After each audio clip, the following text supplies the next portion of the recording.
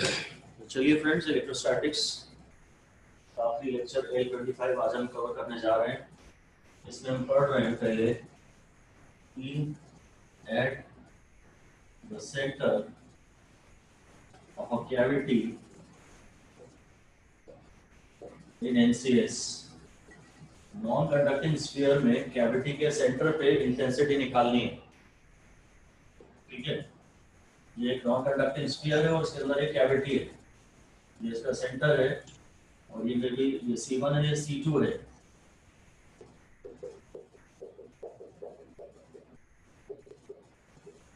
और इस पर पूरे में यूनिफॉर्मली ये चार्ज डिस्ट्रीब्यूटेड है। यहाँ भी था इस पोर्शन में ये चार्ज डेंसिटी रो के टर्म्स पे बात करते हैं हम लोग। नॉन कंडक्टिंग स्फीयर है, नॉन कंडक्टिंग स्फीयर है, इसकी कैविटी के सेंटर पे फील्ड चाहिए। हाँ, इसका पूरा रेडियस R है और ये जो डिस्टेंस है ये सपोज A है। जो C1 C2 है वो मान लेते हैं A के बराबर है। ओके, कैविटी को तो हमेशा इसी तरह ट्रीट करते आए हैं कि ये मान लीजिए कि यहाँ जो कैविटी में जितना भी चार्ज आपने बाहर निकाला है, जितना भी चार्ज आपने स्कूप किया हुआ है, उतना ही प्लस रो और माइनस रो वाली चार्ज डेंसिटी के यहाँ चार्जेस स्फीयर साइमल्टेनियसली प्रेजेंट है। लिख दीजिए, assume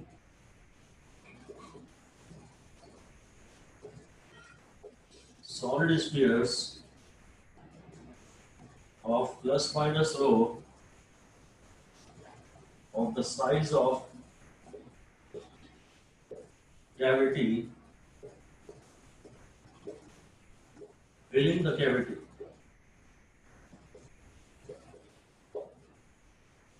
जहां से जो चार्ज आपने रिमूव किया है वो मैं मान लेता हूं कि प्लस रो का भी चार्ज डेंसिटी के हिसाब से, वैसे ही चार्ज डेंसिटी का एक पॉजिटिव भी स्फीयर है और एक नेगेटिव भी स्फीयर है।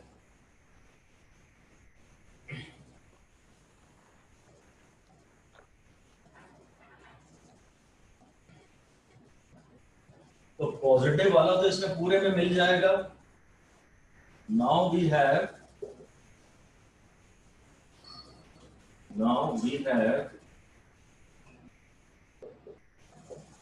two NCS, two non-conducting spheres, one of charge density plus rho of radius R, इसका रेडियस जैसे मैं कुछ B मान लेता हूं, and other of charge density minus rho of radius B।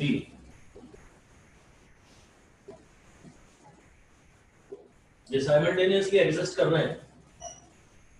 अब मेरे पास दो स्फीयर्स हैं, एक ये पूरा सॉलिड भरा हुआ और एक ये माइनस वाला, यहीं पर जहां कैविटी है माइनस वाला भी एडिशनली मान लीजिए। ठीक है, आप केवल ये सोचिए कि सिर्फ ये अगर नेगेटिव वाला स्फीयर हो, अगर ये सब नेगेटिव वाला स्फीयर हो, बाकी सब भूल जाइए, तो नेगेटिव वाले यूनिफॉर्मली चार्ज स्फीयर के सेंटर पर इसके चार्ज के कारण क्या इंटेंसिटी होगी, लिख दीजिए, ऐसा लिख दीजिए, E at the center of negatively charged solid sphere of radius B due to its own charge is equal to, इसके सेंटर पे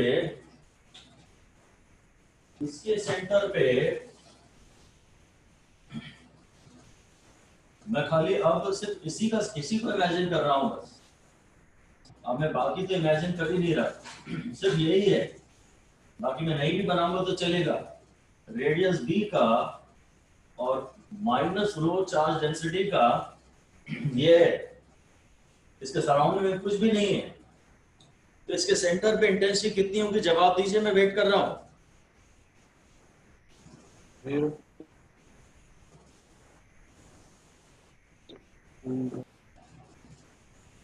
इसके सेंटर पे इंटेंसिटी बताइए। आप लोगों को मेरी आवाज आ भी रही है कि नहीं? तो जवाब दीजिए। हाँ मोनिश सही बोल रहे हो यार, तो बोल दो ना भाई जोर से यार। 0। हाँ शाबाश, वेरी गुड। जरा अमरजोत भी तो सुने, तो मोनिश के भी आते हैं आंसर। हाँ 0 बिल्कुल सही है यार। सेंटर पे, सिमेट्री के सेंटर पे तो हमेशा ही फील्ड 0 आती है। रो आर बाय इंटरनल पॉइंट पे रो आर बाय 3 एप्सिलॉन नॉट होता है, और सेंटर पे तो आर 0 है। सॉलिड स्फीयर्स के लिए तो ऐसा ग्राफ बना करता था, सेंटर पे इंटेंसिटी 0 है, तो इसका तो कोई असर है ही नहीं। कितनी भी बड़ी कैविटी हो, कितनी भी बड़ी कैविटी हो, उसके सेंटर पे फील्ड हमेशा 0। मैंने कहा था यह फील्ड दो कारणों से होगी। एक तो ये पूरे पॉजिटिवली चार्ज यूनिफॉर्म स्फीयर के कारण, और एक ये कैविटी के कारण। इन दोनों के सुपर इम्पोजिशन से रिजल्टेंट फील्ड निकालता। और कैविटी में जो माइनस चार्ज भर दिया है मैंने, एक तो इसमें प्लस भर दिया है, फिर इसमें माइनस भी भर दिया है। प्लस से ये पूरा यूनिफॉर्म हो गया, माइनस भर देने से माइनस वाले का असर तो 0 है, इसका असर 0 है। अब इसका मतलब इस C2 पे, कैविटी के सेंटर पे फील्ड उतनी ही होगी जितनी पूरे भरे हुए uniformly charge non conducting sphere के अंदर होती है। लिख देते हैं, इसका आंसर है 0। इसका आंसर है 0।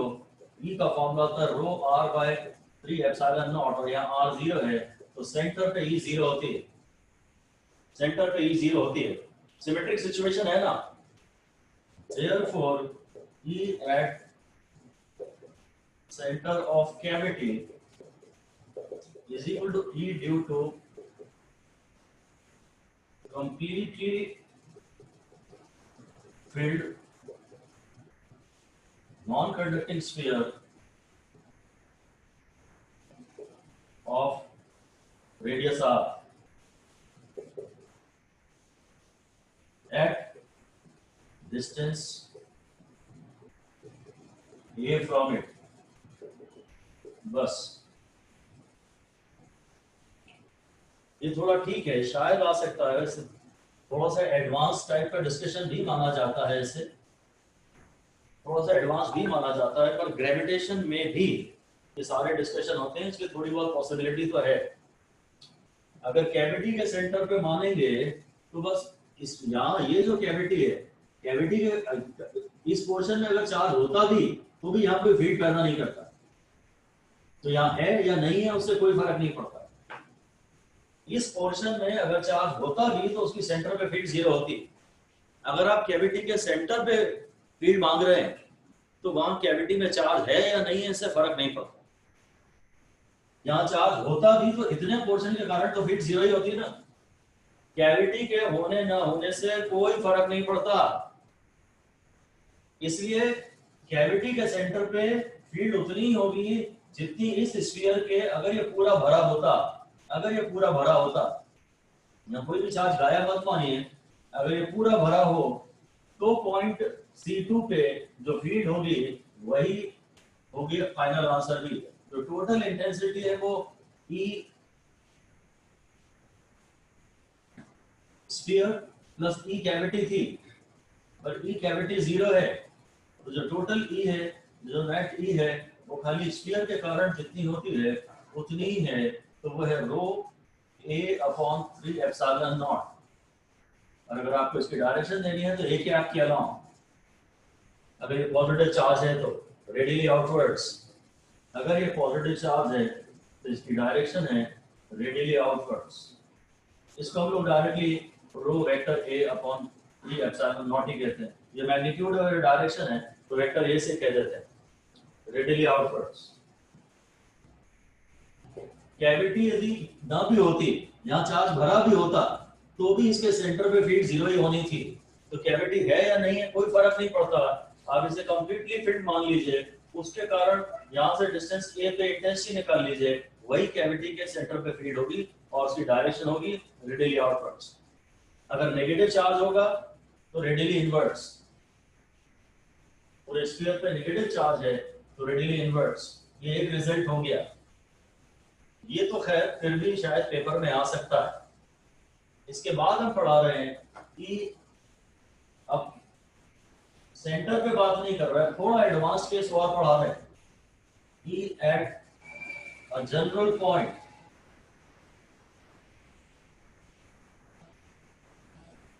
inside cavity in NCS, किसी जनरल पॉइंट पर कैविटी के जनरल पॉइंट पर इंटेंसिटी की बात कर रहे हैं। ये है ये C1 है, ये C2, ये डिस्टेंस A है, और ये पोजीशन वेक्टर के टर्म्स में बात करूंगा तो वेक्टर A है। अब मैं यहाँ पर पॉइंट P की बात कर रहा हूँ, पॉइंट P की बात कर रहा हूँ। We have to determine E at a point P inside the cavity. ये पॉजिटिव है या नेगेटिव है, पूरा यूनिफॉर्मली चार्ज भरा हुआ है, और कैविटी वाले पोर्शन में से चार्ज को स्कूप करके बाहर निकाला हुआ है, ऐसा। इस डिस्टेंस को आप x मान लीजिए और इस डिस्टेंस को y मान लीजिए।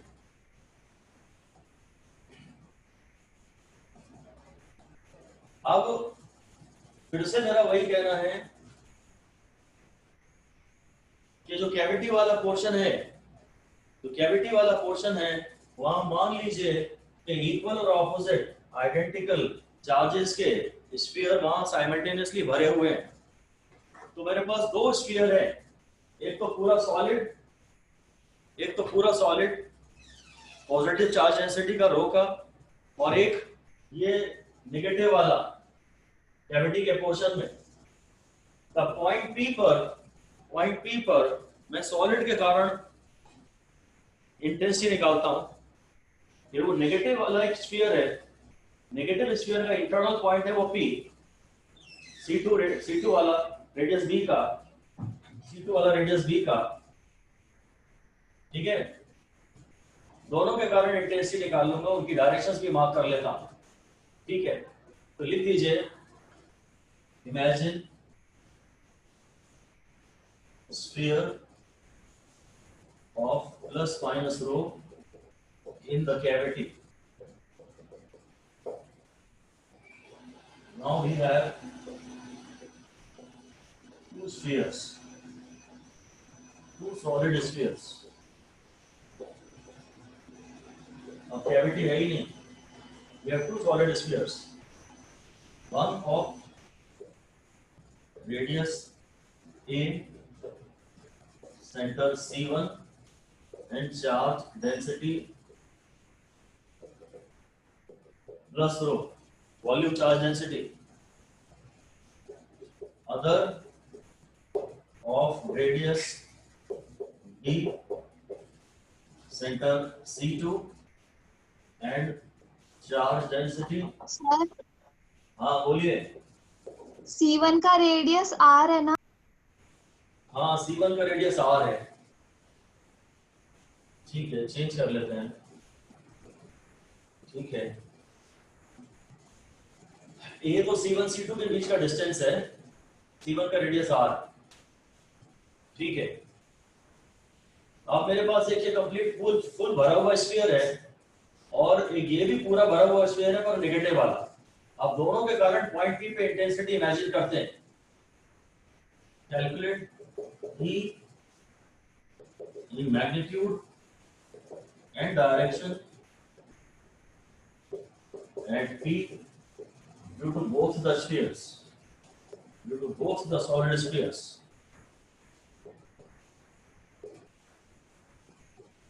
And find vector sum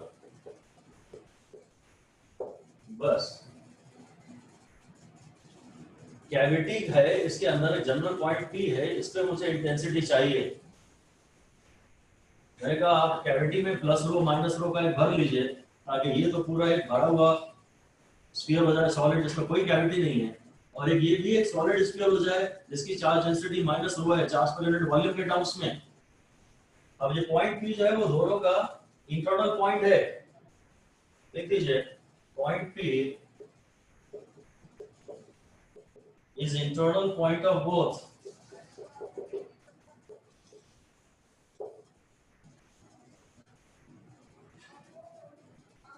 जरूर एक के कारण इंटेंसिटी आएगी, इसके कारण आएगी, बड़े वाले के कारण आएगी intensity rho x by 3 epsilon naught, और इसके कारण आएगी minus rho Y by 3 epsilon not.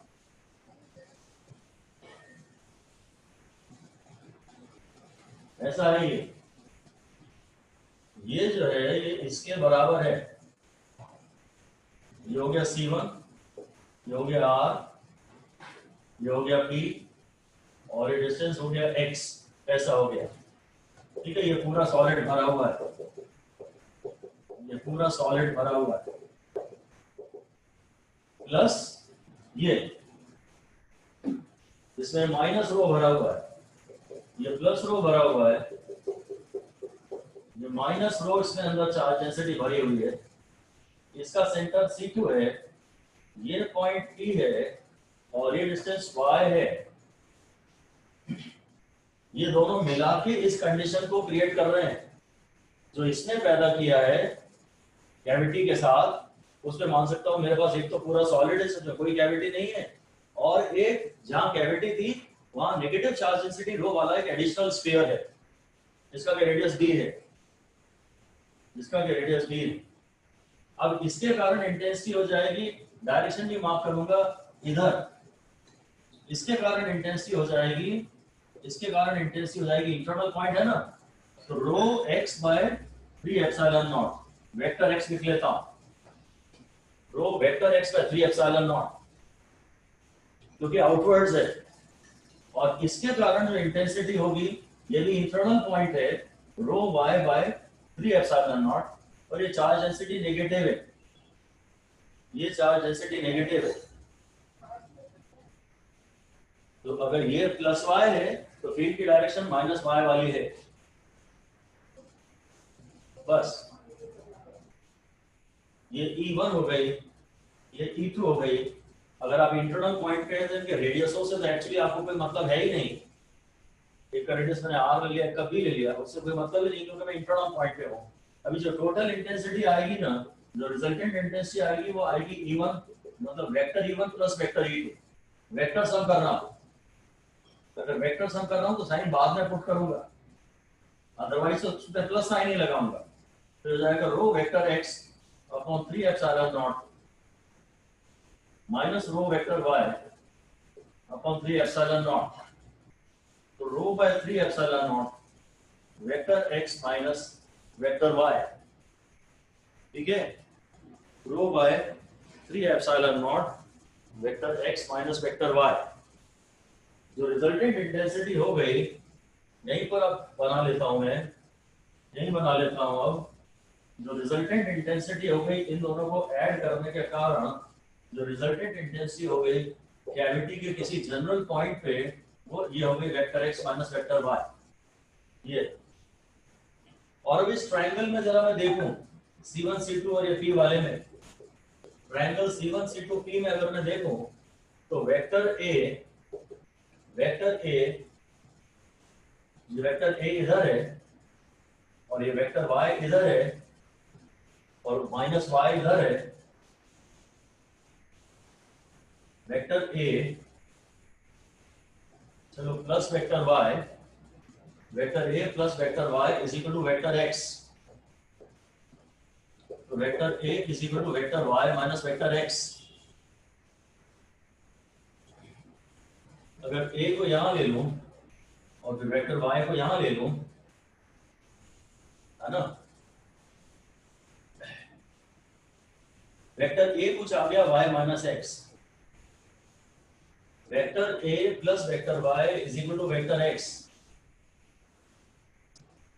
अब ये जो y माइनस एक्स है मतलब ये a आ रहा है, ये ना रिजल्टेंट इंटेंसिटी को रो अपॉन 3 एप्सिलॉन नॉट और माइनस a कह सकता हूं, ठीक है। सर हाँ sir vector A sir X वो माइनस x वाई आएगा ये ना? Minus y a square plus Y. जोर से बोलो जरा, vector sir vector A X minus Y आएगा ना? वेक्टर ए, हाँ x माइनस वाई आ रहा है, ठीक है।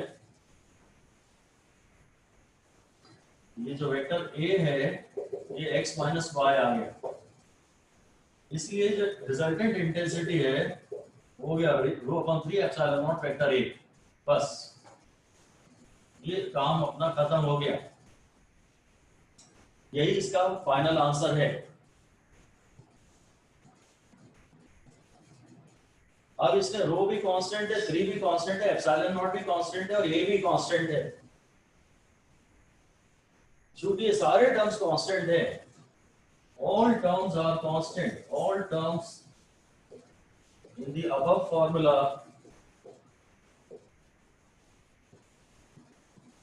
are constant,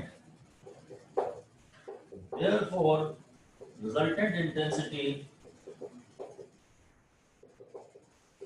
at all points inside the cavity is same in magnitude and direction. In magnitude and direction. ये फाइनल फैसला हो गया। Field inside cavity of NCS is uniform. Non conducting sphere के अंदर फील्ड जो होती है वो यूनिफॉर्म होती है।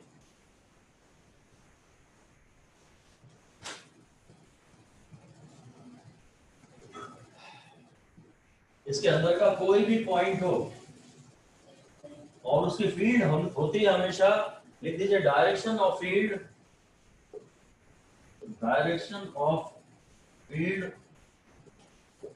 inside cavity is everywhere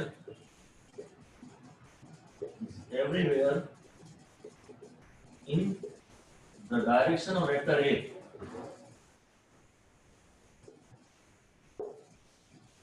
That is parallel to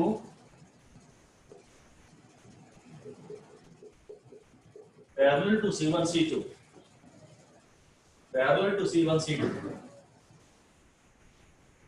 ठीक है। that is parallel to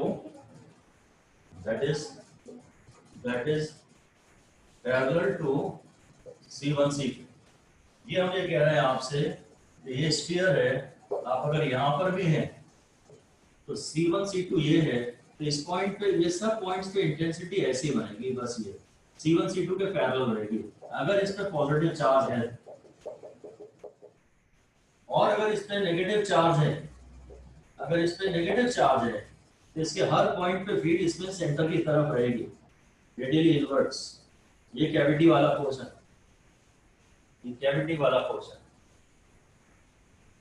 ठीक है। ये बिल्कुल बेसिक केस मैंने आपको करा दिया, और भी केस बनते हैं, कैविटी में भी चार्ज रख देते हैं, तो उतना तो कम से कम अमल नहीं करेंगे, और वो जेई एडवांस के डिस्कशन हो जाते हैं। बस कैविटी वाले पोर्शन में कुछ नहीं है, कैविटी में चार्ज नहीं है, तो कैविटी के अंदर फील्ड यूनिफॉर्म होती है, इतना ध्यान रखने से आपको हेल्प मिल जाएगी। और इसकी वैल्यू हमेशा ऐसे होती है, कैविटी के अंदर फील्ड निकालनी है ना, तो कैविटी के सेंटर पे फील्ड ऐसे निकाल लो जैसे कि कैविटी है ही नहीं।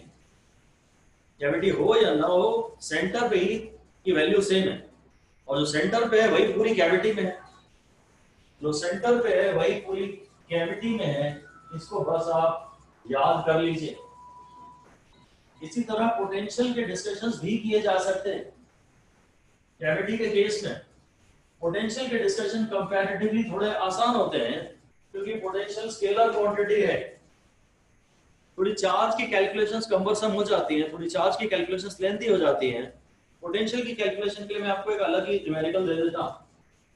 ये क्वेश्चन है, इसमें इसका रेडियस r है और चार्ज डेंसिटी पूरे में रो है। यहाँ पर रेडियस r/2 का स्फीयर मैंने रिमूव कर दिया। ये अगर O है और sphere of radius r/2 is removed from NCS of radius r as shown. Find VO in terms of rho. Point O पे आपको पोटेंशियल निकालना है रो के टर्म्स में। ये सब वैसे ही सवाल है जैसे मोमेंट ऑफ इनर्शिया में डिस्क के और स्फीयर के सवाल दिए जाते हैं, उनसे कंपेयर किए जाए तो वैसे ही सवाल है, कोई खास कठिन नहीं है।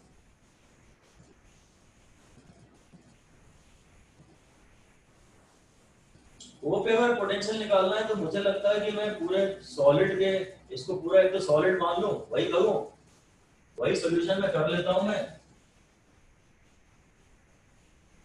Imagine a solid sphere of plus minus rho filled in the cavity. यहीं से हम तो हर सवाल बिगिन करते हैं simultaneously. Now we have two solid spheres. Number one, a solid sphere of rho and radius r, the plus rho, radius r, without cavity. Number two, a solid sphere, इसमें minus rho की charge density है, radius r/2 है, in place of cavity. जहां cavity थी वहां radius r/2 का एक sphere imagine कर लीजिए और उसमें चार्ज डेंसिटी माइनस रो भरी हुई है। अब जब आपको O पे पोटेंशियल निकालना है, जो टोटल पोटेंशियल निकालना है वो V1 प्लस V2 है। बड़े वाले के कारण उसके सेंटर पे निकालें और छोटे वाले के कारण उसके सरफेस पे निकालें। V1 is the potential at the center of bigger sphere, bigger NCS, and V2 is the potential at the surface of smaller NCS. ये है, काफी तो हिंट आपको मिल गए हैं, काफी क्लू मिल गए हैं, अगर अपन सकते हैं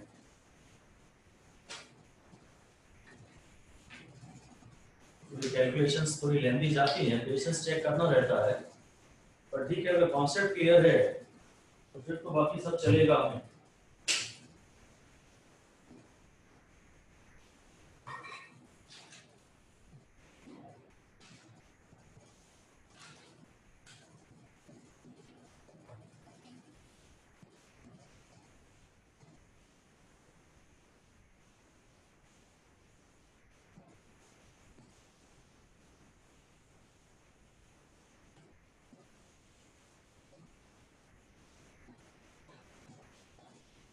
जो बड़ा स्फीयर है जिसको मैंने V1 कहा था, V1 को तो निकालने में कोई प्रॉब्लम नहीं है। V1 है रो r अपॉन 3 एप्सिलॉन नॉट, नहीं सॉरी वो तो इंटेंसिटी का फॉर्मूला लिख दिया। V1 जो है वो है 3/2 k q/r। पहले तो चलो q के टर्म्स में ही कर लेते हैं क्योंकि मुझे फॉर्मूले रो के टर्म्स में मैंने नहीं पढ़े, q के टर्म्स में पढ़े। 3/2 k q/r सेंटर पे है ना। अब इसमें चार्ज आपको बताना पड़ेगा कि स्मॉल स्फीयर में जिसका रेडियस आधा है उसके अंदर चार्ज कितना है, पहले क्यू के टर्म्स में कर लेते हैं। ये सवाल, इसका फॉर्मूला हमें क्यू के टर्म्स में आता है, तो क्यू के टर्म्स में कर लेना अच्छा रहेगा। तो इसकी सरफेस पे पोटेंशियल की पहले तो इसके अंदर चार्ज निकाल लेते हैं। चार्ज इनसाइड स्मॉलर स्फीयर, ये निकाल लेते हैं। और वो तो वैसे ही है जैसे मास निकालते थे। तो चार्ज जो है ना Q is equal to rho into 4/3 pi R Q. Charge per unit volume, charge per unit volume into volume. So Q is proportional to R cube. So Q small upon Q big is equal to R upon R का cube. तो ये 1/2 का cube हो जाएगा। तो small के अंदर जो टोटल चार्ज है वो Q/8 हो जाएगा। ऐसे ही हम मास के लिए बोलते थे कि रेडियस अगर आधा है तो अगर इस पूरे का मास m है तो इस वाले का m मास m/8 है।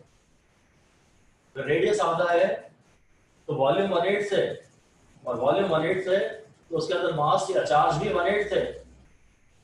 अगर रेडियस आधा है तो वॉल्यूम 1/8 से, और अगर वॉल्यूम 1/8 से स्फीयर में, डिस्क की बात नहीं कर रहे, स्फीयर की बात कर रहे हैं, वॉल्यूम 1/8 से तो मास या चार्ज भी 1/8 से।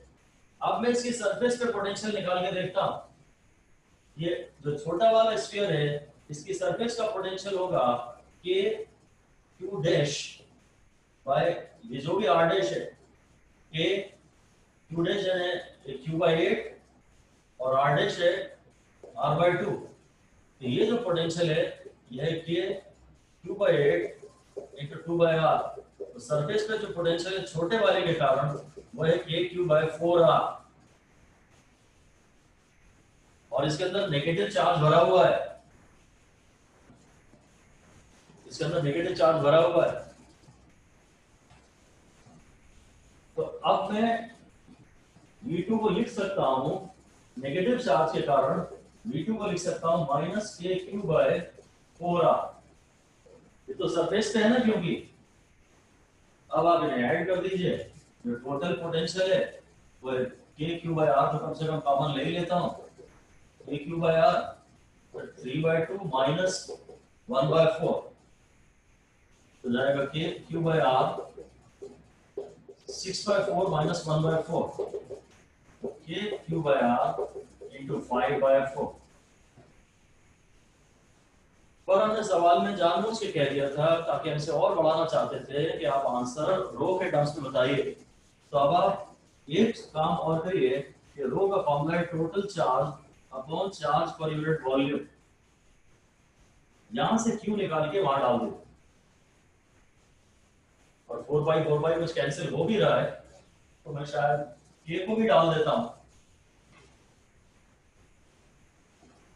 मेरा आंसर आया है K को मैं लिख रहा हूं पूरा 1/4/ε0 K into Q into 5/4R। हो सकता है इसके जब ऑप्शन आपके सामने आएंगे तो मैं ε0 का टर्म होगा, Q की जगह मैं पूरा लिख रहा हूं रो इंटू 4/3 पाई R square into R cube को इंटू 5/4 R। तो पहले तो मैंने 4 काट दिया और एक ये R काट दिया। अब ये हो गया 5 रो अपॉन 12 ε0 R स्क्वायर। ये फाइनल आंसर है रो के टर्म्स में, ये फाइनल आंसर है। ठीक है क्या? पोटेंशियल्स निकालना हमेशा आसान है, पोटेंशियल्स निकालना हमेशा आसान है। ध्यान से देखना पड़ेगा कि आपको किसके सेंटर पे पोटेंशियल निकालना है, किसके सरफेस पे पोटेंशियल निकालना है। और इतने रीअरेंजमेंट की अगर आदत हो जाए तो बस बढ़िया है। इतनी कैलकुलेशंस के लिए आप मेंटली प्रिपेयर्ड हो जाएं, इतना रीअरेंजमेंट आपको तकलीफ ना देता हो। ठीक है, तो नॉन कंडक्टिंग स्फीयर वगैरह के डिस्कशंस भी हमारे इस तरह से समाप्त हुए। अब हम वापस उन डिस्कशंस पे जा रहे हैं जो हमने कूलम्स लॉ के पहले किए थे। बिल्कुल बिगिनिंग में चार्ज प्रोड्यूस करने के तरीके, कंडक्शन, इंडक्शन, फ्रिक्शन, पोलराइजेशन। तो पोलराइजेशन से रिलेटेड कुछ बातें और जरा कर लें, एनसीईआरटी में दी भी है। और असली बात तो ये है कि जो हमारा अगला चैप्टर है कैपेसिटेंस, उसमें ये बातें बहुत काम आएंगी। तो कैपेसिटेंस के लिए एक प्रकार से बैकग्राउंड डेवलप कर रहे हैं। हेडिंग दे दीजिए polarisation.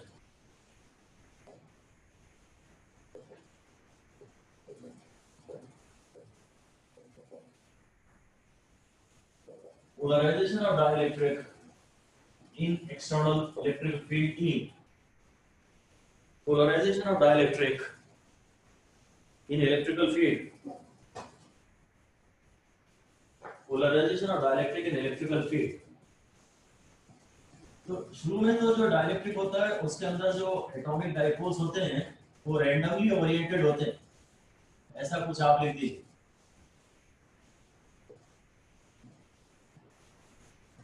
In absence of external E,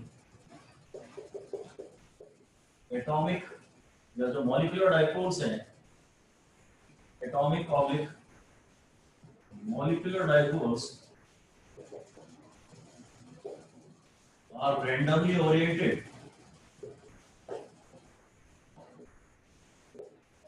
अगर बाहर से हम फील्ड नहीं लगाएंगे तो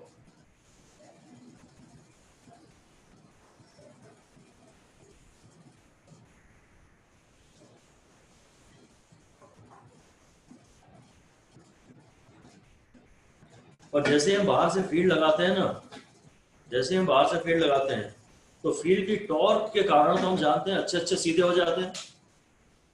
क्या होता है टॉर्क के कारण? पी को घूम के ई की डायरेक्शन में आना एनर्जी कम होता हो है। जाती है। लिख दीजिए due to the torque of due to the torque of external field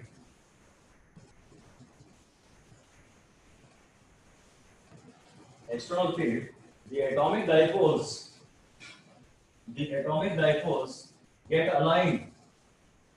atomic dipoles get aligned, ALIGNED, ये really important word है, अंडरलाइन में कर दीजिए। get aligned in the direction of external E, in the direction of external E। हो सकता है आपने थोड़ी वीक फील्ड लगाई हो तो सारे डाइपोल्स अलाइन नहीं हुए हों, पर टेंडेंसी तो अलाइनमेंट की है। कुछ ऐसी सिचुएशन डेवलप हो जाती है, अगर आपने बाहर से ई लगाई है तो टॉर्क के कारण ऐसा रहता है, वेक्टर पी को ई की डायरेक्शन में आना है, तो यहाँ सारे ऐसा नेगेटिव पॉजिटिव ऐसा हो जाता है।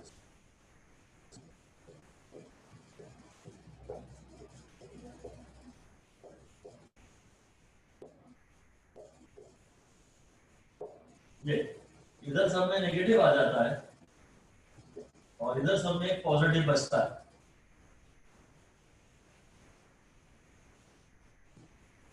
सारे डाइपोल्स, सारे तो नहीं होते, जितने होते हैं वो फील्ड की डायरेक्शन में अलाइन होते हैं और इधर वेक्टर पी इधर आता है ई की डायरेक्शन में।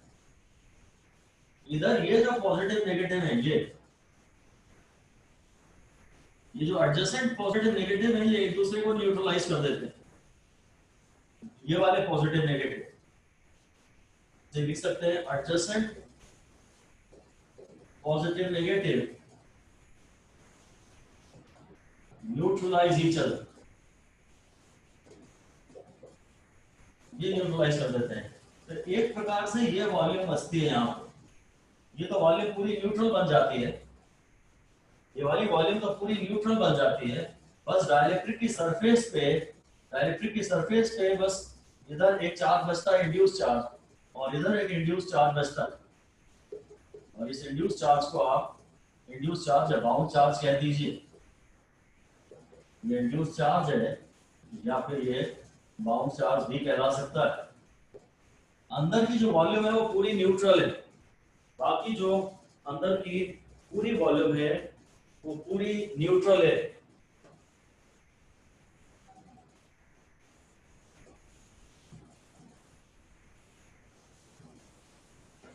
तो अब अंदर एक नई फील्ड पैदा हो जाएगी पॉजिटिव से नेगेटिव। ये नए डायग्राम में बना के आप लिख सकते हैं। आप हेडिंग दे दीजिए इसको। ये काम की बात है कि इनसाइड द डाइलेक्ट्रिक, या इंड्यूस्ड, हेडिंग है induced electrical field. Induced electrical field inside the dielectric, induced electric field inside the dielectric। तो बस वही है, डाइलेक्ट्रिक जो है इसके अंदर ऐसा नेगेटिव चार्ज इंड्यूस हुआ है सरफेस पे। खाली सरफेस पे ही है, अंदर तो कोई चार्ज है नहीं, खाली सरफेस पे ही है, अंदर तो वॉल्यूम पूरी न्यूट्रल है। तब पॉजिटिव से नेगेटिव तक ये एक नई फील्ड पैदा हो जाती है। लिखिए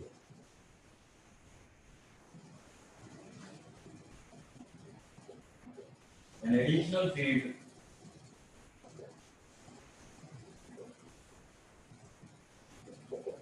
is produced inside the dielectric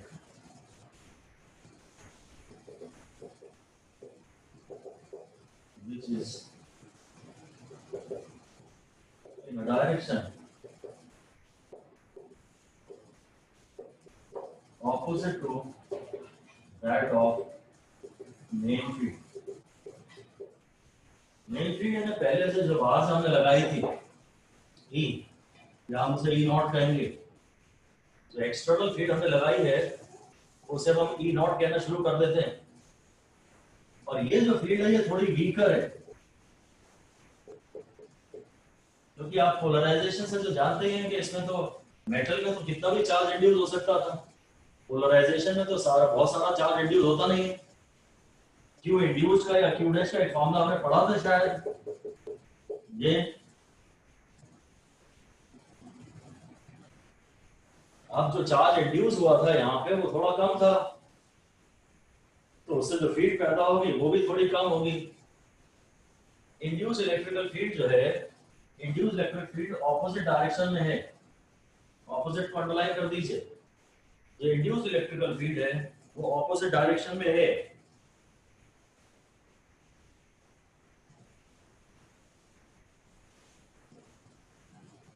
और अब बस इसके बाद हेडिंग दे दीजिए भाई, ये तो पक्का है कि यहाँ मैंने फील्ड में रखा, ये जो मेन फील्ड है, जो एक्सटर्नल फील्ड मैंने लगाई है वो ई नॉट है। अंदर जो फील्ड पैदा हुई है उसको हम, जो इनसाइड फील्ड है उसको ई पी कह सकते हैं। लिख दीजिए E0 is the main field applied externally by us। E0 जो है वो मेन फील्ड है applied externally by us, and EP is the field induced inside the dielectric। EP is the field induced inside the dielectric, क्योंकि वो induction से आई है या polarisation से आई है। एक्चुअली तो ये पोलराइजेशन ही है, एक्चुअली तो ये पोलराइजेशन ही है। इंडक्शन वर्ड हमें कायदे से यूज नहीं करना चाहिए, पर एक ही बात है, आप इंडक्शन या पोलराइजेशन कुछ भी बोल सकते हैं, दोनों चलेंगे। वैसे मेटल में इंडक्शन होता है और डाइलेक्ट्रिक में पोलराइजेशन होता है, और इसलिए डाइलेक्ट्रिक में इंडक्शन भी आप बोल सकते हैं। अब मैं लिखता हूं रिजल्टेंट फील्ड, मेरी नई हेडिंग ये है, resultant field inside dielectric. Resultant field inside dielectric. तो अब क्या होता है, डाइलेक्ट्रिक में एक्चुअली ऐसा डायग्राम बनता है।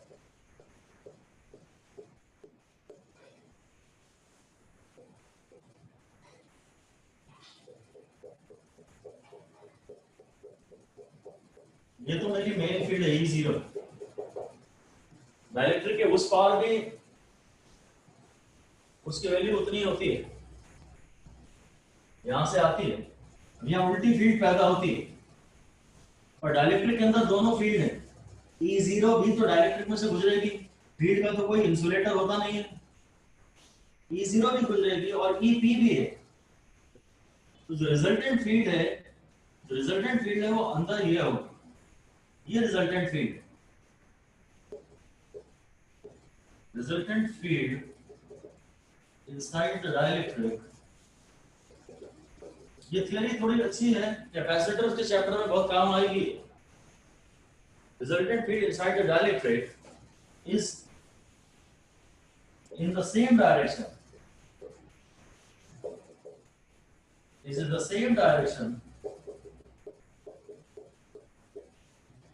as that of the main field, मतलब इंड्यूसिंग फील्ड, जिसने इंड्यूस किया है ना, बट वीक है, कमजोर है।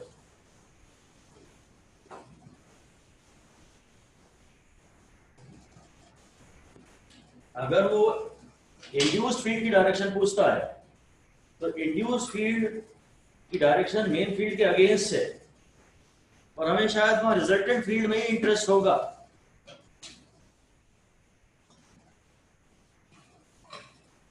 इसको हाईलाइट मुझे करना है कि इन द सेम डायरेक्शन, ये जो फील्ड है क्या है कि यहां से जा रही थी 1000 लाइंस ऑफ फोर्स, 800 इधर से आ गए, यहाँ 1000 है, यहाँ 1000 है, उल्टी यहाँ नेगेटिव और यहाँ पॉजिटिव है, 800 इधर से आ गए तो अंदर तो 200 ही बची ना, ठीक है।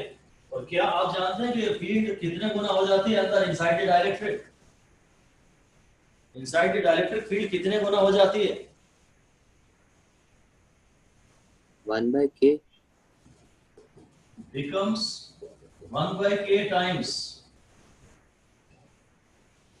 k, तो आपने बोला था, पर 1/k टाइम्स डाइलेक्ट्रिक के आने से तो फील्ड k गुना कमजोर हो ही जाती है, फोर्स k गुना कमजोर हो जाता है, तो resultant field inside the dielectric है वो 1/k टाइम्स होती है। जो resultant field inside the dielectric है वो 1/k टाइम्स है। देखो डाइलेक्ट्रिक के अंदर दोनों फील्ड है, वो भी चाहो तो लिख दो, main field and induced field, main field and induced field both are able to pass through the dielectric, both are able to pass through the dielectric because there is no insulator of electrical field, because there is no insulator of electrical field। Medium के अंदर जो resultant field होती है वो E minus E not minus E P है, और वो E/K है।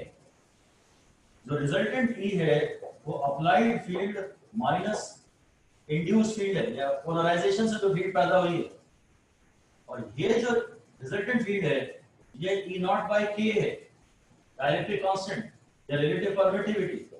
This is equal to E0 minus EP। So EP is equal to E0 minus E0/K. So EP is equal to E0 into 1 minus 1/K। बस यही formula चाहिए था।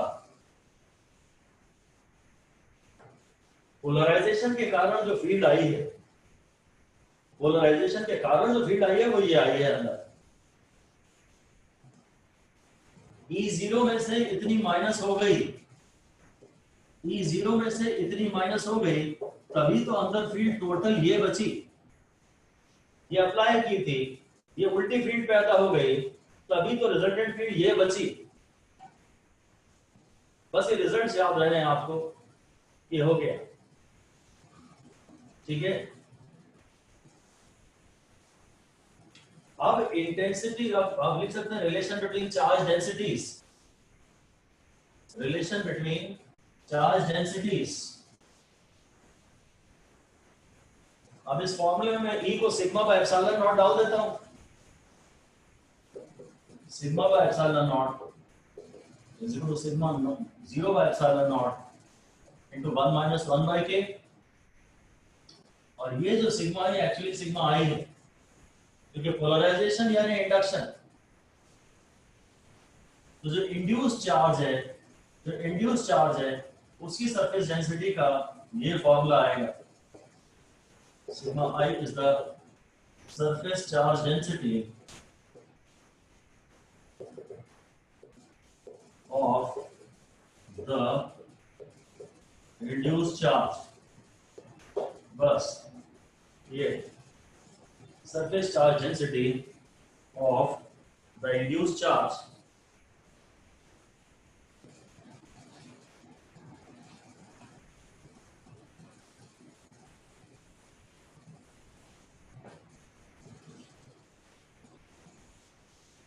हम तो अगर उस समरी को पढ़ें तो हमें तो इन खाली फॉर्मूलों से मालूम है कि मैं क्यू इंड्यूस का फॉर्मूला पढ़ता था Q into one minus one by के। आज मैंने इंटेंसिटी जो अंदर पैदा हुई है, इंड्यूस हुई है, उसका formula applied field into one minus one by के भी पढ़ लिया। और सरफेस पे जो चार्ज इंड्यूस हुआ है उसकी चार्ज डेंसिटी, ये अगर अप्लाइड चार्ज डेंसिटी की बात करें into one minus one by के कुछ ऐसा है।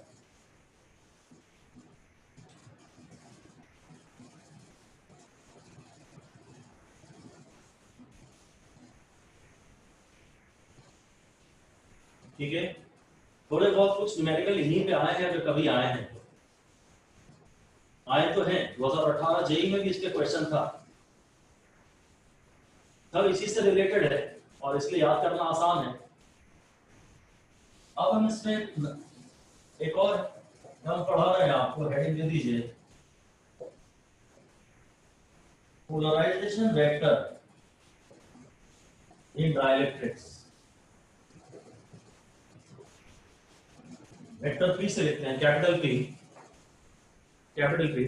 शायद डाइपोल मोमेंट को इसीलिए छोटे पी से लिखते थे, डाइपोल मोमेंट को छोटे पी से लिखते थे। ये पोलराइजेशन वेक्टर है, इसे कैपिटल पी से लिखते हैं। ठीक है, तो क्या है ये जो डाइलेक्ट्रिक है ना, इसमें मे भी यहाँ नेगेटिव चार्ज आया है और यहाँ पॉजिटिव चार्ज आया है। अगर आपने इसमें फील्ड ई लगाई है तो ई नॉट लगाई है तो मैं तो ये सब डाइपोल मान सकता हूँ ना, एक डाइपोल ये, एक डाइपोल ये, एक डाइपोल ये, एक डाइपोल ये डिस्टेंस में डी मान लेता हूँ। तो इस पूरे सिस्टम में जो टोटल डाइपोल मोमेंट आया होगा, लिख दीजिए, total dipole moment, total dipole moment induced in the dielectric is कुछ ऐसा ही होगा, Q total into D type का। जो टोटल डाइपोल मोमेंट आया होगा, सारे ये वाले नेगेटिव चार्ज के लिए उसकी पूरी वॉल्यूम के जो उधर सरफेस एरिया आ रहा है, उस एरिया में जितने भी चार्जेस आ रहे हैं वो सब गिन लेते हैं। ये टोटल डाइपोल मोमेंट है। ठीक है, और लिख दीजिए आप, इसकी डेफिनेशन बता रहा हूं कि induced dipole moment, induced dipole moment per unit volume बस is equal to P। Unit volume में जो induced dipole moment हुआ है, एक्चुअली तो इसके सरफेस पे चार्जेस बचे हैं, अंदर वॉल्यूम में तो चार्जेस बचे ही नहीं है। और अगर यूनिट वॉल्यूम में जो चार्ज, जो डाइपोल मोमेंट आ रहा है, यूनिट वॉल्यूम में जो डाइपोल मोमेंट आ रहा है, उसी को पोलराइजेशन वेक्टर कहते हैं, उसी को पोलराइजेशन वेक्टर कहते हैं। तो एक प्रकार से P हो गया, वेक्टर P हो गया Q into D upon volume, Q into D upon area into D। ये कैंसिल हो गया, ये कैंसिल हो गया। तो डाइपोल वेक्टर P का ये भी फॉर्मूला है, शायद ये इंड्यूस चार्ज है ना ये Q, तो सिग्मा I।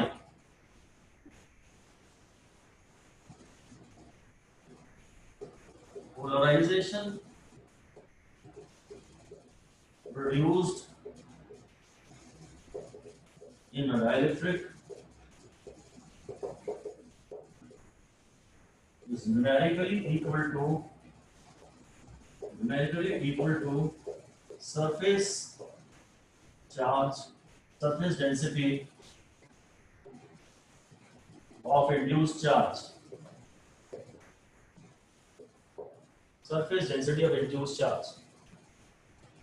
पोलराइजेशन या पोलराइजेशन वेक्टर एक ही बात है ना, मैं इसको वेक्टर क्यों कहूं, ये लगा दिया। तो खाली पोलराइजेशन से भी हमारा यही मतलब होता है कि चार्ज डेंसिटी जितनी आपने इंड्यूस हुई है उतने ही चार्ज पोलराइज किया है।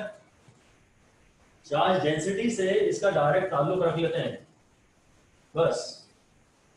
इसकी यूनिट क्या होगी, coulomb upon metre square. Coulomb metre upon metre cube है, coulomb metre upon metre cube, तो coulomb upon metre square charge density है ना, चार्ज डेंसिटी है।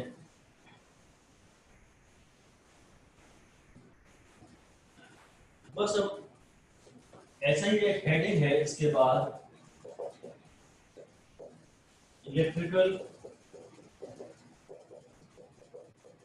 ससेप्टिबिलिटी। इलेक्ट्रिकल ससेप्टिबिलिटी यानी हमने एक बार बताया था आपको कि कोई कितनी आसानी से कोल्ड कैच कर लेता है, जो ज्यादा आसानी से कोल्ड कैच कर लेता है उसको बोलते हैं वो कोल्ड के लिए ज्यादा ससेप्टेबल है। वैसे ही कुछ है, कोई डाइलेक्ट्रिक सब्सटेंस अपने अंदर से कितनी आसानी से इलेक्ट्रिकल फील्ड को जाने देता है, वो उसकी इलेक्ट्रिकल ससेप्टेबिलिटी है, जो इलेक्ट्रिकल फील्ड के लिए जो मोर ससेप्टेबल है। ऐसे ही लिख लीजिए, extend to which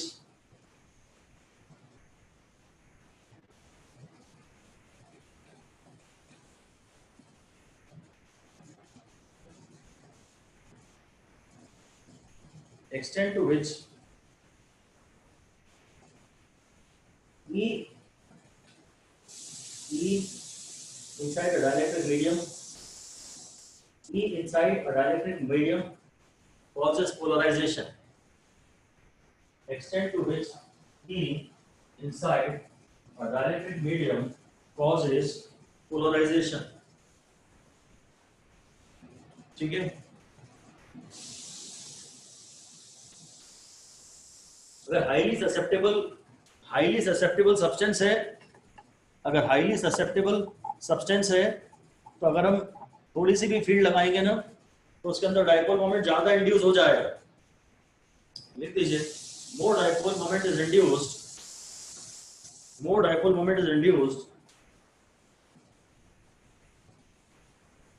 even on application of a small field, if the substance has high susceptibility,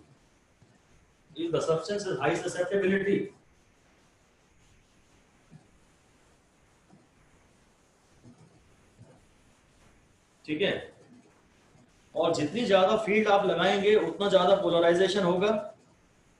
ऐसी भी एक लाइन लिख दीजिए, more the resultant field inside the dielectric, more the alignment of dipoles,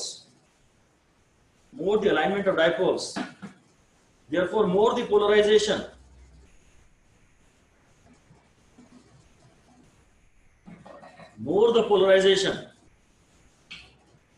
resultant field जो हमने लिखा है ना उसको अंडरलाइन करो। बाहर से आप फील्ड कितनी लगा रहे हैं इससे मतलब नहीं है, अंदर फील्ड जिसके ज्यादा बची है उसके अंदर डाइपोल पे टॉर्क ज्यादा लगेगी ना। बाहर से कितनी फील्ड लगाई उससे डाइपोल थोड़ी ना कायदे में आते हैं, अंदर फील्ड कितनी इफेक्टिव बची है उससे डाइपोलों का अलाइनमेंट होगा ना। तो एक्चुअली ये जो पोलराइजेशन है that is proportional to E. E मतलब E इनसाइड, वो जो E मतलब E रिजल्टेंट। नॉर्मली इसे खाली E लिखते हैं और ये अज्यूम किया जाता है कि हम इसी की बात कर रहे हैं। जो पोलराइजेशन है वो ज्यादा पैदा होगा अगर मटेरियल के अंदर फील्ड ज्यादा है, बची हुई मटेरियल के अंदर फील्ड ज्यादा है तो फिर पोलराइजेशन ज्यादा होगा। तो P का स्मॉल p नहीं लिखते इसे, P का ये प्रोपोर्शनलिटी साइन हटाएंगे तो कांस्टेंट आएगा। ये जो कांस्टेंट आपकी बात वो ऐसा आता है। ये एक फॉर्मूला है जो आपको याद होना चाहिए। यही ससेप्टिबिलिटी का सिंबल है, इसे मैग्नेटिज्म में भी पढ़ते हैं तो क्लैरिफिकेशन के लिए XE लिख देते हैं। काई से पढ़ते हैं, काई इलेक्ट्रिकल ससेप्टिबिलिटी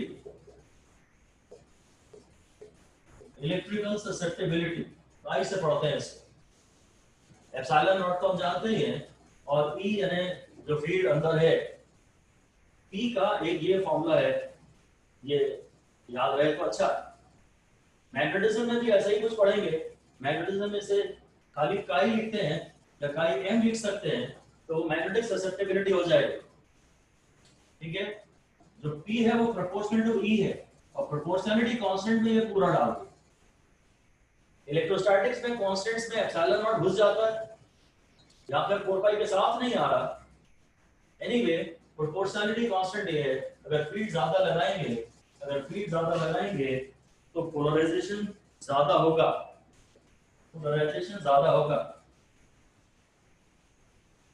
अब हम पढ़ रहे हैं relation between chi and epsilon r। Epsilon को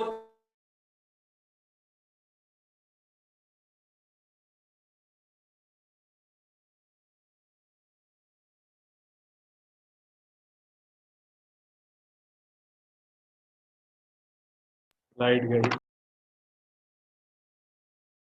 मोनिश क्या भी गई। फिर बारिश चालू हुई।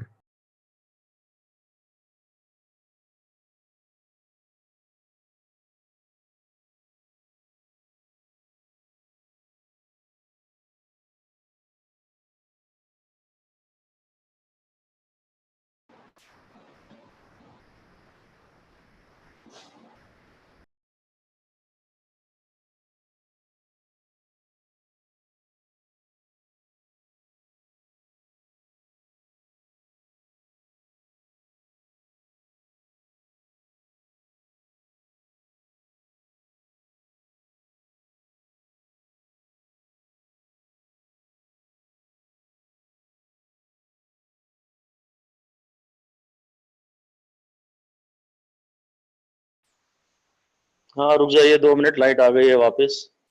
दिमागी से रोज गड़बड़ कर रहा है।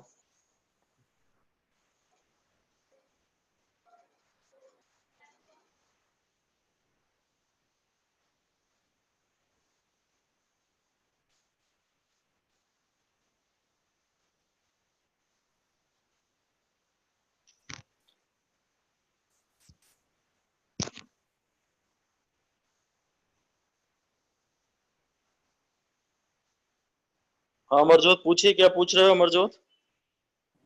सर जो इलेक्ट्रिकल ससेप्टेबिलिटी अपन ने देखी थी, हाँ उसमें रिजल्टेंट फील्ड इनसाइड मोर अपन ने देखा था कि उससे पोलराइजेशन मोर होगा। हाँ सही बात है। तो सर जो रिजल्टेंट फील्ड मतलब जो अंदर पहुंची है या फिर जो मतलब जो अंदर की फील्ड से माइनस करके जो बची है वो? हाँ वो तो दोनों एक ही चीजें है ना, जो अंदर की फील्ड से माइनस करके बची है। देखना आपका चालू करवाया आई नहीं रही। हाँ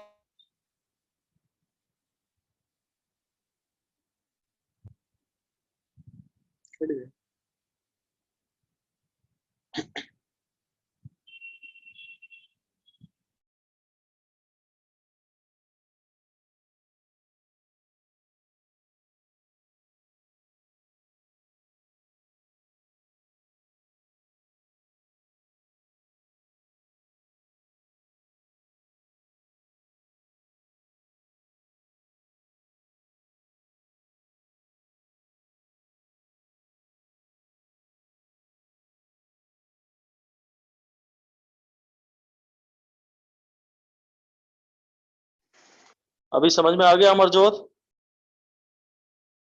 यस सर। 2-3 मिनट लगेंगे यार, मेरा ये कनेक्ट हो जाए जरा।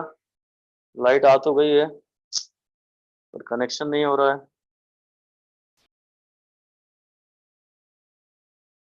किंजल तुम जाना मत किंजल, सर मैं यहीं पर हूँ। पिछली बार जल्दी से तुरंत भाग गए थे बेटा। Sorry sir.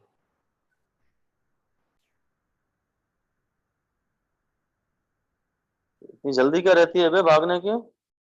ऐसी तो कुछ नहीं है, भूख लग रही थी। अच्छा बेटा, है ना, खाना पीना निकालना सब चलता रहेगा साथ में मेरे, हैं? सॉरी खिड़की सर। बंद की है, अपनी खिड़की बंद की और गायब। साले सबके सब यहाँ पे वीडियो ऑन करके बैठेंगे अब से, सारे के सारे। आई बात समझ में?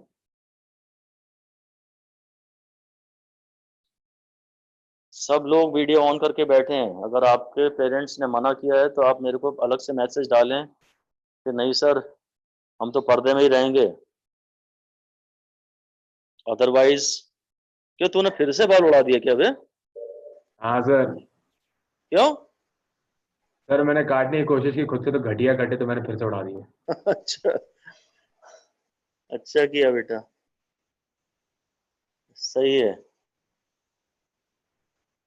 अब बढ़िया आएंगे।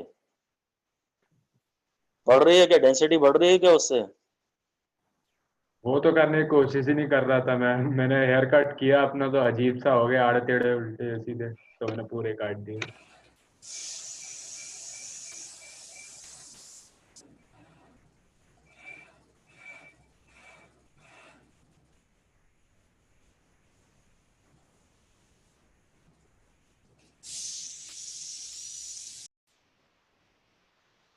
तो चलिए हम लोग अब ये पढ़ रहे हैं, relation between susceptibility and relative permeability.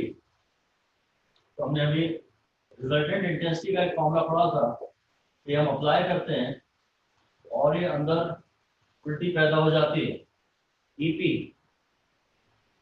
जो ईपी है, जो तो इंटेंसिटी है। अब इंटेंसिटी जैसे इंटेंसिटी है तो ये sigma I by epsilon not है।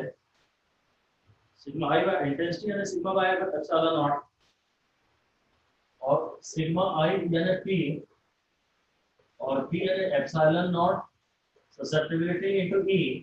ये वाले ई का मतलब है ई आर। इसको मैं वापस यहाँ डाल देता हूँ। तो E R is equal to E naught, इसको क्लियर ई लिखा जाए, ई नॉट कहीं एप्सिलॉन ना बन जाए, minus E P. E P की जगह मैं लिख सकता हूँ, ई पी है sigma I by epsilon naught, यानी 1 by epsilon naught. Sigma I P था और पी ये था, ठीक है। ध्यान से देखो, ई आर है ई नॉट माइनस ई पी। अब ये जो इंड्यूस्ड इंटेंसिटी है, इंटेंसिटी तो हमेशा सिग्मा बाय एप्सिलॉन नॉट होती है, इंटेंसिटी यानी सिग्मा बाय एप्सिलॉन नॉट। और इंड्यूस्ड चार्ज की डेंसिटी यानी polarization, charge per unit volume, charge per unit volume नहीं, मैं charge sorry, dipole moment per unit volume यानी चार्ज पर यूनिट एरिया। ये जो आया था ना पी, ये था dipole moment per unit volume, ये चार्ज अपॉन एरिया, ये चार्ज डेंसिटी आया था, और पी का ये फॉर्मूला है। अब ये कैंसिल हो गया, ई आर को मैं इधर ही ले आता हूं, E R plus susceptibility, E R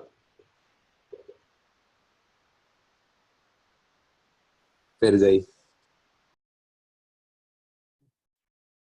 मत कर यार।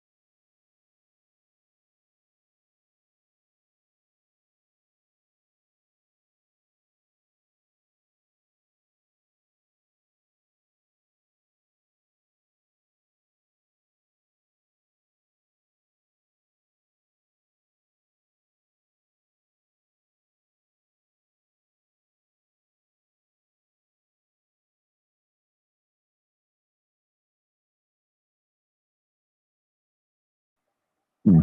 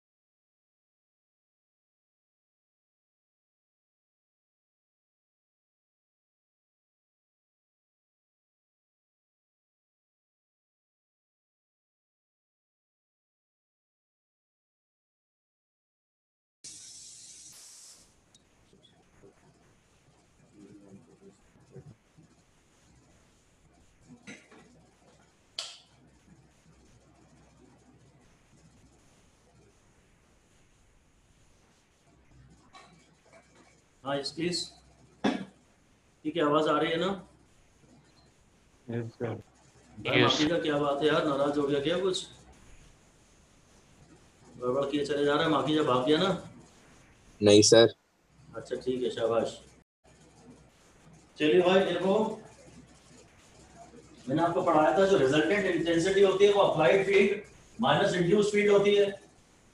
अच्छा, कोई सी भी इंटेंसिटी को आप सिग्मा बाय एप्सिलॉन नॉट लिख सकते हो, मतलब जो बाहर से लगाई है उसको छोड़ के जो पोलराइजेशन पैदा हुआ है उससे सरफेस पे चार्ज इंड्यूस हुआ है, तो पोलराइजेशन की जो इंटेंसिटी है वो सिग्मा बाय एप्सिलॉन नॉट है।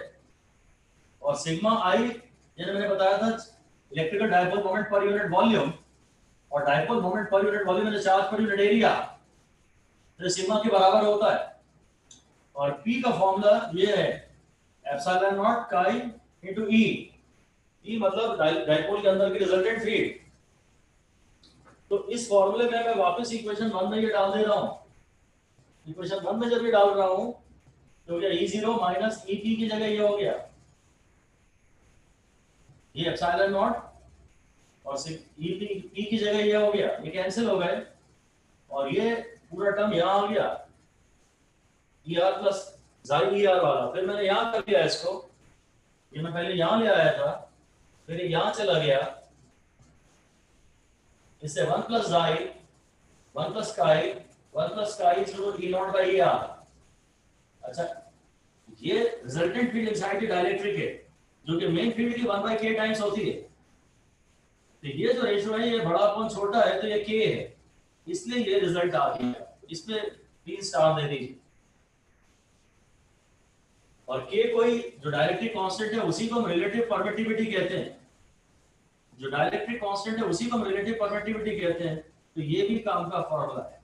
मैग्नेटिज्म में हम इसे पढ़ेंगे 1 प्लस जाई मैग्नेटिज्म वाली is equal to mu R, वहां तो ये बहुत ज्यादा काम का है। ये भी अगर फॉर्मूला याद रह जाए तो अच्छा है, पहले तो सिर्फ फॉर्मूला ही ध्यान रखिए, जरूरत पड़े तो बाद में डेरिवेशन भी देखिए, पहले तो सिर्फ फॉर्मूले जितना ध्यान रख सकते हैं रख लीजिए। 1 प्लस जाई is equal to mu R, 1 plus chi is equal to mu R. ठीक है, इलेक्ट्रिक पोलराइजेशन, इलेक्ट्रिक ससेप्टिबिलिटी, ये दो चीजें हमने आज पढ़ी। और ऐसे ही एक और टर्म होता है इलेक्ट्रिक डिस्प्लेसमेंट, इसका तो अभी हम सब नाम ही पढ़ रहे हैं, इसका सिग्निफिकेंस भी नहीं पढ़ रहे हैं, शायद बाद में ईएमएफ के चैप्टर में इसके बारे में आपसे बात करें। इलेक्ट्रिक डिस्प्लेसमेंट वेक्टर ही होता है, ये भी डी से डिनोट करते हैं, और इसका डायरेक्टली मैं सिर्फ फॉर्मूला दे रहा हूं आपको, epsilon naught vector E plus vector P capital. जो डिस्प्लेसमेंट है वेक्टर, 3 इलेक्ट्रिक वेक्टर्स होते हैं, 3 इलेक्ट्रिक वेक्टर्स होते हैं, एक पोलराइजेशन, एक ससेप्टिबिलिटी और एक डिस्प्लेसमेंट। बस फिलहाल इसका बस नाम ही पढ़ रहे हैं, फॉर्मूला देख लिया अच्छा, that is enough, more than enough for now, अभी के लिए इतना काफी, ठीक है। अब इस तरह से इलेक्ट्रोस्टैटिक्स का चैप्टर आपका करीब करीब पूरा पूरा समाप्त हो गया है। फिर भी यहाँ वहाँ से छोटी मोटी कुछ चीजें एक दो मेरी जैसे छूट गई हैं, तो वो मैं आपसे बात कर लेता हूँ। मैं वापस वो याद दिलाना चाह रहा हूँ, बल्कि आपसे पूछना चाह रहा हूँ कि हेडिंग दे दीजिए, आप हेडिंग दे दीजिए ईपीएस फॉर अ डाइपोल, वो रिवाइज कर लें जरा। Equipotential surface for a dipole, dipole में यहाँ पॉजिटिव चार्ज था या नेगेटिव चार्ज था, और अंदर फील्ड स्ट्रांग होती थी, अंदर फील्ड ऐड हो जाती थी, और अंदर फील्ड स्ट्रांग थी तो यहाँ लाइंस ऑफ फोर्स पास पास थी, और इक्विपोटेंशियल सरफेसेस भी पास पास थी। ये तो थोड़ा सा गैप बढ़ रहा था, ये ज्यादा ही बढ़ रहा था, ये थोड़ा और बढ़ेगा, क्योंकि एक चार्ज के जब आप करीब हो, एक चार्ज के जब आप करीब हो तो कुछ ज्यादा ही स्ट्रॉन्ग फील्ड होती है। ये हमने अच्छे से पढ़ा हुआ है कि यहाँ ऐसा, फिर यहाँ ऐसा, फिर यहाँ ऐसा, फिर यहाँ ऐसा, और यहाँ तो ऐसा, ऐसे ही इस तरह, यहाँ ऐसा, यहाँ ऐसा, यहाँ ऐसा, यहाँ ऐसा और यहाँ ऐसा, और फिर ये ऐसा, क्योंकि बाहर फील्ड वीक है, अंदर फील्ड स्ट्रॉन्ग है। और फिर ये एक परपेंडिकुलर बाइसेक्टर की आवाम भी बना दिया था, ठीक है। ये तो था डाइपोल, डाइपोल में अंदर फील्ड स्ट्रॉन्ग थी, फील्ड स्ट्रॉन्ग थी तो ईपीएस भी पास पास थी और लाइंस ऑफ फोर्स भी पास पास थी। यहाँ हमने लाइंस ऑफ फोर्स तो नहीं बनाई है। अब हेडिंग दे दीजिए EPS, EPS for two like charges, EPS for two like charges. Like charges में हम जैसे दोनों ही पॉजिटिव ले लेते हैं, तो अंदर क्या होगा, फील्ड स्ट्रांग होगी कि वीक होगी। ये यहाँ में पॉजिटिव लाऊंगा, ये रिपेल करेगा, ये रिपेल करेगा, तो अभी इनसाइड जो फील्ड है वो वीक होती है, इनसाइड ई वीक होती, और आउटसाइड थोड़ी स्ट्रांग होती। क्योंकि यहाँ लाऊंगा तो मैं इसका रिपल्सन और इसका रिपल्सन दोनों ऐड हो जाएंगे, बाहर जो है वो फील्ड थोड़ी स्ट्रांग होगी, यहाँ फील्ड स्ट्रांग होगी, यहाँ फील्ड वीक होगी। इसलिए बस आपको इतना सा बनाना है कि इसकी ईपीएस ऐसी बनाएंगे, इसकी ईपीएस ऐसी बनाएंगे, थोड़ा और दूर दूर बनाएंगे, पर ये ज्यादा यहाँ बना लेंगे, ठीक है। यहाँ जो है, यहाँ पर फील्ड स्ट्रांग है, यहाँ से तो ये ऐसा जाएगा, ये थोड़ा दूर जाएगा, यहाँ ये ज्यादा दूर जाएगा, ये थोड़ा और दूर जाएगा, यहाँ ये ज्यादा दूर जाएगा, ऐसे बनाना है आपको। इनसाइड फील्ड वीक है तो ये दूर ज्यादा है, और आउटसाइड फील्ड स्ट्रांग है तो ये पास पास है। हालांकि डिस्टेंस के बढ़ने से इंटेंसिटी घट रही है, इसलिए यहाँ भी ये दूर दूर हो रही है, और ओवरऑल फिर ये एनवेलप, इसका ओवरऑल एनवेलप जो है ना, ओवरऑल बाद में ये एनवेलप कुछ ऐसा आ जाता है, बाद में इसका एनवेलप ऐसा बना देते हैं। ये लाइक चार्जेस के ईपीएस है, बोर्ड्स के में से पूछते हैं, इसलिए छूट गया था, पर फिर भी हमने इसको अलग से कवर किया। तो लाइक चार्जेस के ईपीएस बनाने को आते हैं बोर्ड्स में, और डाइपोल के ईपीएस बनाने को भी आते हैं। आपको देखना है कहाँ ये पास पास है और कहाँ ये दूर दूर है। जहां भी फील्ड स्ट्रांग है वहां ये पास पास है, और जहां भी फील्ड वीक है वहां ये दूर दूर है। इस तरह से आप इनका ध्यान रखें। बाकी हम ये भी एक लाइन और लिखते हैं कि a metallic conductor of any shape, a metallic conductor of any shape is also an EPS. Metallic conductor of any shape is also an EPS. और बस अब थोड़े से क्वेश्चन और कर लें बस इन सब बातों से रिलेटेड। तो पहले तो एक ये कहा जाता है कि एक मेटालिक स्फीयर है, चलो हॉलो मेटालिक स्फीयर है, हॉलो मेटालिक स्फीयर है, और यहाँ पर यहाँ एक चार्ज रखा है, सेंटर पे नहीं रखा। तो draw lines of force, hollow metallic sphere है, आपको इसकी लाइंस ऑफ फोर्स बनानी है। तो इस बात पे लाइंस ऑफ फोर्स बनाई जाती हैं कि भाई ये सरफेस तो इक्विपोटेंशियल ही रहेगी, और ईपीएस की एक प्रॉपर्टी है कि लाइंस ऑफ फोर्स जब भी ईपीएस से निकलती हैं तो परपेंडिकुलरली निकलती हैं, बस ये बात लिख दीजिए। Lines of force will emerge out of the EPS, will emerge out of the EPS at right angles to the surface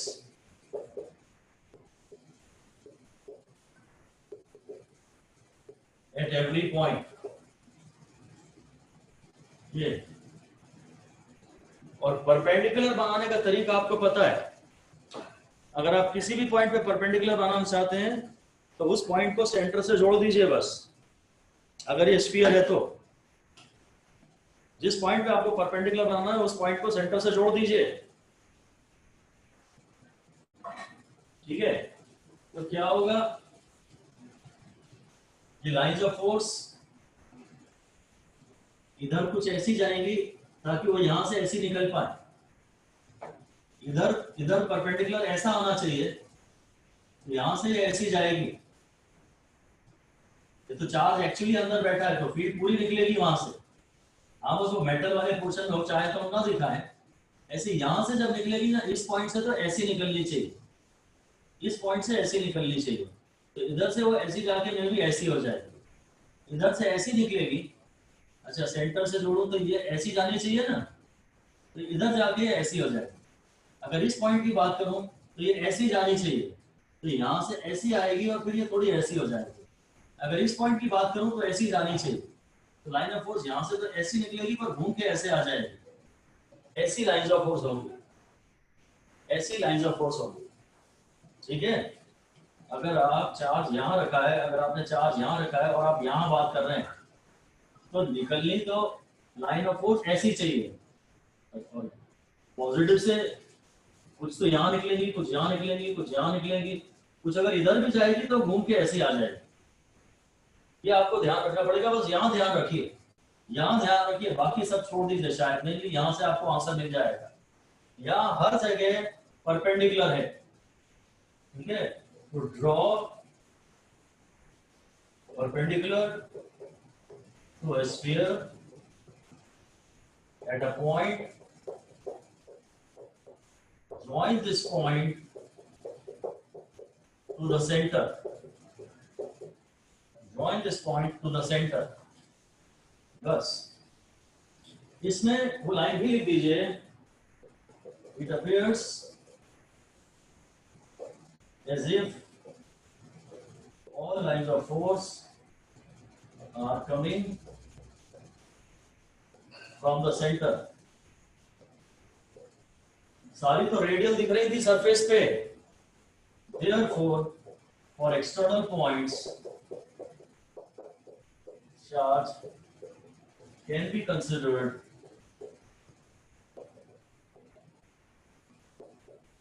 to be at the center, ठीक है। जो लाइंस ऑफ फोर्स आ रहे हैं वो सारी की सारी सेंटर से आ रही हैं। तब आप ये कैलकुलेशंस के लिए मान सकते हो। अगर आप एक्सटर्नल पॉइंट पे इंटेंसिटी का फॉर्मूला जान चाहते हो, मान लीजिए ये डिस्टेंस r है और मे बी ये डिस्टेंस x है और आपको यहाँ इंटेंसिटी चाहिए और चार्ज तो एक्चुअली यहाँ रखा है, चार्ज यहाँ रखा है, तो भी आप डिस्टेंस सेंटर से नापेंगे। चार्ज या एक्सटर्नल पॉइंट पे अगर आप हैं और चार्ज अंदर है तो डिस्टेंस आप सेंटर से नापेंगे, बस। इसी से मिलता जुलता ऐसा एक क्वेश्चन ये दिया जाता है कि ये प्लेट है, कैपेसिटर प्लेट ऐसी होती है और यहाँ बोल रहा है मेटालिक स्फीयर है कि ना, मेटालिक स्फीयर के अंदर लाइंस ऑफ फोर्स कैसे बनेगी वो बनाई है। लाइंस ऑफ फोर्स पॉजिटिव से निकलेंगी और नेगेटिव की तरफ जाएंगी। इससे निकलते समय तो लाइंस ऑफ फोर्स सारी अलग डायग्राम में बना देता हूँ। ये क्वेश्चन का डायग्राम है, इसको अलग रहने देता हूँ, सॉल्यूशन का डायग्राम अलग बना देता हूँ। जब भी यहाँ से लाइंस ऑफ फोर्स निकलेंगी, ये खुद भी अपने आप में एक ईपीएस है, ये खुद भी अपने आप में एक ईपीएस है, मेटालिक शीट है। तो इससे जब लाइंस ऑफ फोर्स निकलेंगी तो वो सब परपेंडिकुलर निकलेंगी। इससे लाइंस ऑफ फोर्स जब निकलेंगी तो सब परपेंडिकुलर निकलेंगी, और यहाँ भी जब लाइंस ऑफ फोर्स पहुंचेंगी तो सब परपेंडिकुलर ही आएंगी, क्योंकि एक प्रॉपर्टी है ईपीएस की कि लाइंस ऑफ फोर्स उसमें से निकलती भी परपेंडिकुलर है और एंटर भी परपेंडिकुलर होती है। और ये तो मेटल है, इसमें भी चार्ज कहीं भी कुछ भी हो, मेटल के सारे पॉइंट सेम पोटेंशियल पे होंगे। ये भी एक ईपीएस है। अगर इस लाइन की बात करें तो ये यहाँ तक आएगी, फिर ये यहाँ निकल जाएगी, क्योंकि मेटल के अंदर ई जीरो होती है। कभी मेटल के अंदर कोई लाइन ऑफ फोर्स नहीं गुजरनी चाहिए, ये बड़ा बड़ा लिख दीजिए। No line of force should pass through the metal, metallic part. Metal के अंदर से, मेटल के शेल में से कहीं से कोई लाइन ऑफ फोर्स नहीं गुजरनी चाहिए। यहाँ वाली लाइन ऑफ फोर्स ऐसी हो जाएगी, ये ऐसे आके ऐसे होगी जैसे कि सेंटर की तरफ जा रही है, और ये ऐसे निकलेगी जैसे कि सेंटर से आ रही है।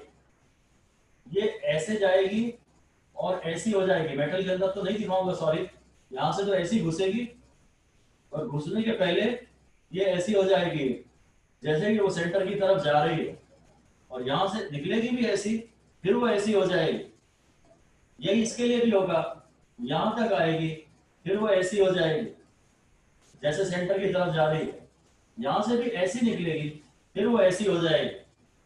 इस टाइप की लाइन ऑफ फोर्स है, और मेटल के अंदर से कोई भी लाइन ऑफ फोर्स नहीं गुजरनी चाहिए।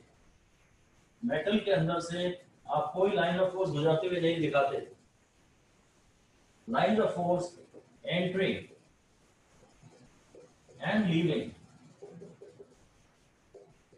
Are at right angles as if passing through center। और सबसे बड़ी बात है कि मेटल वाले पोर्शन में से हम गलती से भी ये चार ऑप्शन देते हैं, किसी में अंदर से भी लाइंस ऑफ फोर्स दिखा देते हैं।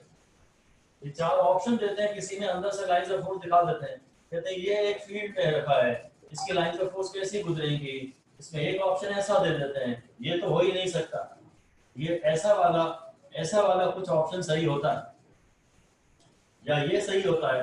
अंदर से अगर कोई फील्ड गुजरेगी तो ना ऐसी जाएगी ना ऐसी जाएगी, वो ऐसी जाएगी जैसे सेंटर की तरफ जा रही हो और सेंटर से आ रही है। ऐसे कई क्वेश्चंस आपको देखने को मिलते हैं।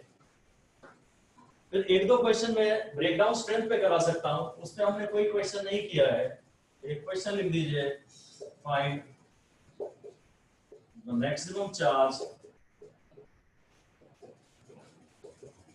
that can be given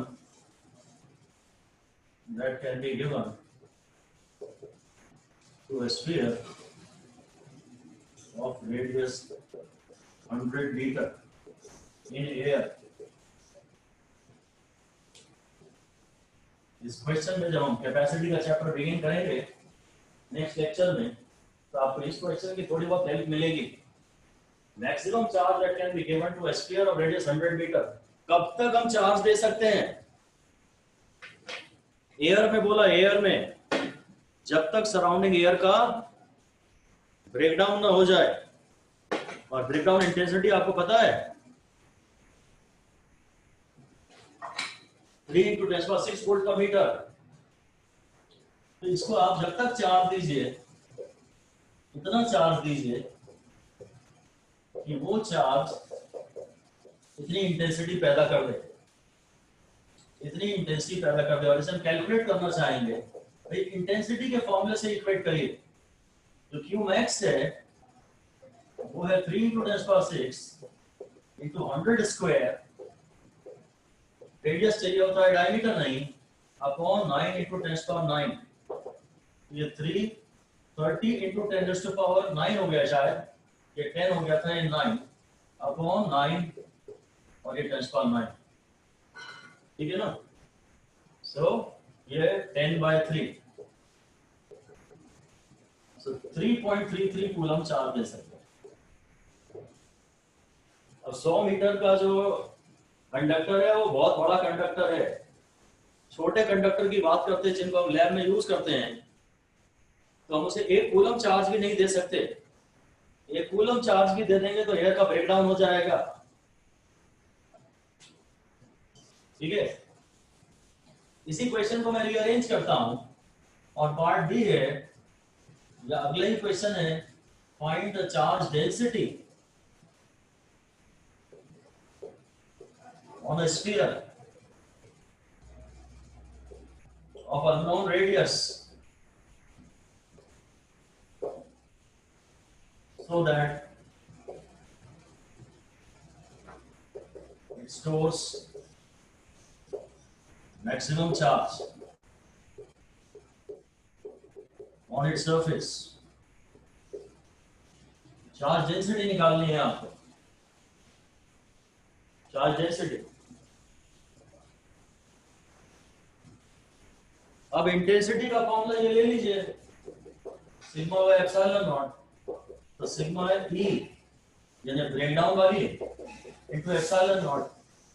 तो ये तो 3 × 10⁻⁶ है ही, और ये 8.86 × 10⁻12 ये कूलम पर मीटर स्क्वायर में आंसर आ जाएगा।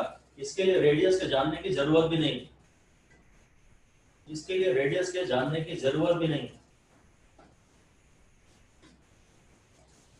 और ऐसे ही वो पूछ सकता है आपसे कि find the maximum voltage up to which a sphere of radius 1 millimeter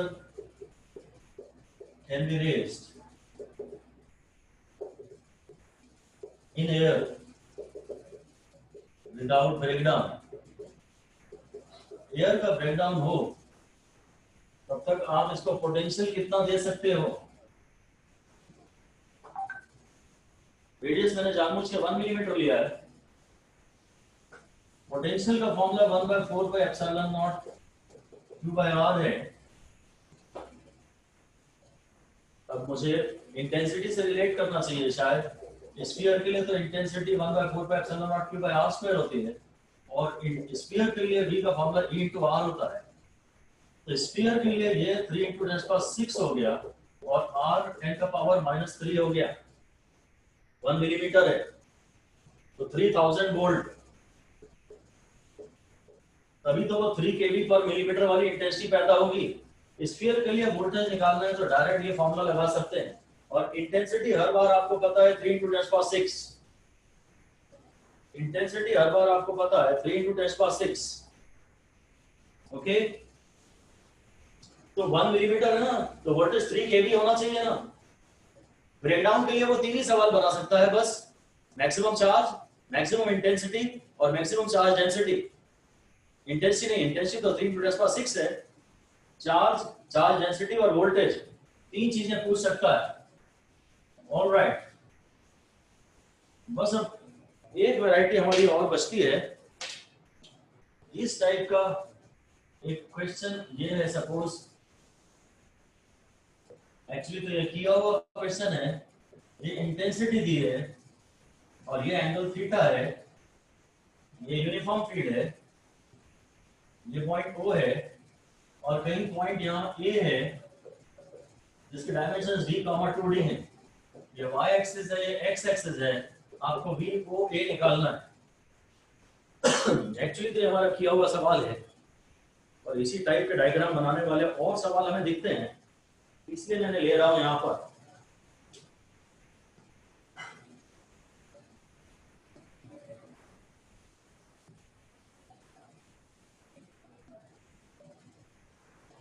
हम जानते हैं फील्ड के अलाउंग पोटेंशियल गिरता है।